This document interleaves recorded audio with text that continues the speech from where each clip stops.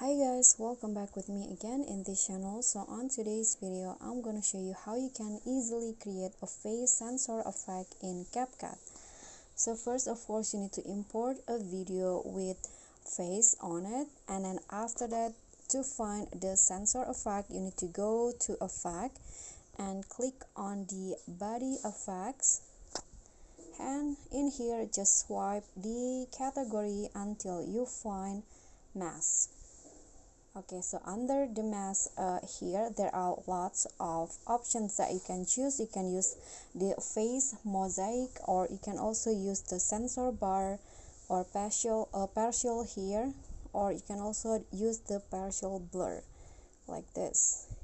But I'm going to use the sensor bar, so just click on that, and in here you can also adjust the speed, vertical, and also the color of the sensor bar like this. Okay, I'm going to just use these colors right here, and after that just click on a check icon and make sure that it applies to all of the clip. So here is the result. Okay, so that's all from me. Thank you so much for watching. Please don't forget to subscribe or like this video, comment, and also click on the thanks button. Bye.